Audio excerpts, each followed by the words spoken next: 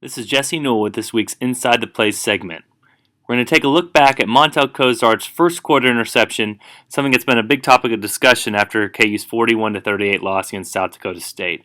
I talked with a college football Division I assistant about this play, and he said it's basically a play that a lot of teams are running nowadays. It's a run-pass combo, and the first thing I want you to look at is it's a basic numbers game when you're doing this.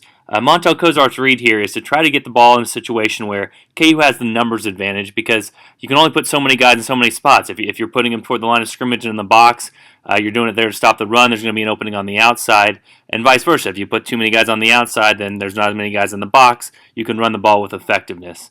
In this situation, the coach told me, hey, you're looking for the outside. You want to have three guys on KU's three receivers. The hope there is that one receiver comes back for the football, two of the other guys can go block the first two guys, and you're hoping that your receiver can make the safety miss a tackle, or maybe he gets caught up in traffic and you score a touchdown that way. So if you look down the receivers, and you can count from the defenders on the South Dakota State side, there's 1, 2, and 3 down there. So KU has the numbers advantage to the bottom. This is kind of the setup they want for the passing play. I also want you to notice at the beginning of this play, looking at it, the offensive line when they go to block. Usually, if you're pass blocking for a play, it's kind of more like a dance. You're moving backwards. You go back and give some ground to try to stop the players from coming to the quarterback. But in this play, KU's players are attacking. They're basically doing a zone read sort of running play on this play, and it's a run-pass combo. So either they're going to run the ball behind that, or they're going to get the pass out quick enough that KU's offensive line don't have to block that long. So if we run the play here, you'll see that this nickel, who runs in the play very late down toward the bottom of the screen, reads it pretty perfectly. He can see through Montel Kozart's eyes. He must have seen this on tape, and he breaks on the ball, is able to intercept the pass. Now, Montel Kozart took some responsibility for this play after the game, but he also made the right read here. You know, it's 3-on-3 for the guys, and David Beatty later came on publicly and said to reporters that KU missed a block here. So here's the recording from Montel Kozart, what he said about this interception after the play and his take on the play. We had him.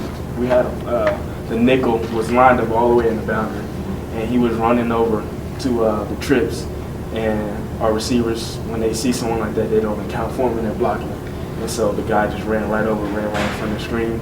But that's something I got to see right through him, throw it out of bounds, or just hand the ball off when someone is running late to the screen like that, because our guys are not accounting for him and blocking. The main takeaway from the coach I talked to on this was that Montel Kozart made the right read here. Now, just like Montel said, if you see that nickel crashing, if you see he might be jumping the route there, you want to throw it away, you want to maybe run it yourself, you want to try to avoid the big negative play that happened. But for KU, it looks like Bobby Hartzog and Trey Parmalee are the two receivers down at the bottom of this screen. KU had the numbers advantage, and so there's no offensive pass interference if the ball is caught at or behind the line of scrimmage. So you're hoping that one of those guys gets a body on the first two defenders and then let Steven Sims go make a play on the last guy, but don't let that first guy leak through. It's something KU hopes to work on in its next game coming up against Memphis on Saturday. Thanks for checking out the Inside the Play segment on Hawkzone.com.